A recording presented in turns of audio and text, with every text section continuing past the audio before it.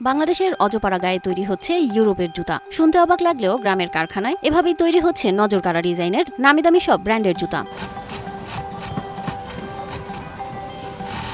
গ্রামের কারখানায় চোখের পলকে তৈরি হওয়া জুতা দেখে যে কারো চোখ কপালে উঠবে। এ কারখানায় তৈরি প্রতিটি জুতা শতভাগ রপ্তানিমুখী। ইউরোপ থেকে শুরু করে মধ্যপ্রাচ্যের বাজারে প্রতিনিয়ত রপ্তানি হচ্ছে এখানকার পণ্য।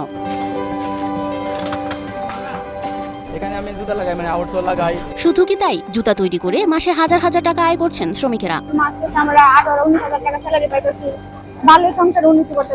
একটি নির্দিষ্ট ডিজাইনের জুতা তৈরি শুরু হয় প্রোডাক্ট ডেভেলপমেন্ট ইউনিটে। এখানে খুঁটিনাটি সবকিছু পরীক্ষা নিরীক্ষার পর শুরু হয় উৎপাদন। আমদানিকৃত ফেব্রিক্স আঠা দিয়ে একাধিক স্তরে যুক্ত করা হয়। এরপর চলে কাটিং সেকশনে, যেখানে নির্দিষ্ট কাটিং ডাইজের মাধ্যমে কাটা হয় জুতার নানা অংশ।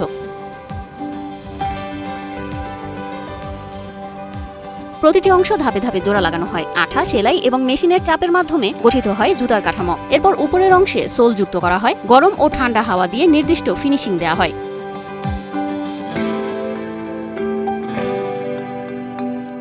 ইন্সপেকশন শেষে জুতা মোড়ানো হয়, তারপর প্যাকিং। এরপর তৈরি জুতা চলে যায় শিপমেন্টের জন্য, পাড়ি দেয় ইউরোপ ও মধ্যপ্রাচ্যের বাজারে।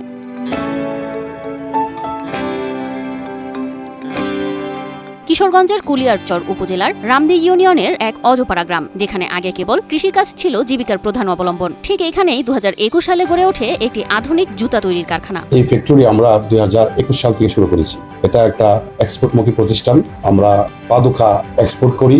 এই কারখানায় কাজ করছেন প্রায় 850 জন শ্রমিক, অধিকাংশই স্থানীয়। এখানে আমাদের বর্তমানে কর্মরত কর্মচারীর সংখ্যা 850 জনের মতো। স্থাপনা পরিচালক জানান, প্রথম অর্থবছরেই প্রায় 40 কোটি টাকার জুতা রপ্তানি হয়েছে এখান থেকে। বর্তমানে প্রতি বছর রপ্তানি হচ্ছে প্রায় 70 কোটি টাকার জুতা। এখানে ইয়ারলি আমরা প্রথম থেকেই 40 কোটি, প্রথম অর্থবছর 2022-23, তারপর ক্রমান্বয়ে এটা আর কিছু বেড়ে 60 কোটি, এবছর আমরা এটা 70 কোটিতে উন্নতি হয়েছে। অজপাড়ার এক গ্রাম থেকে তৈরি হচ্ছে বিশ্বমানের পণ্য। একটি প্রতিষ্ঠান বদলে দিচ্ছে এলাকার অর্থনীতি, কর্মসংস্থান এবং সম্ভাবনার গল্প।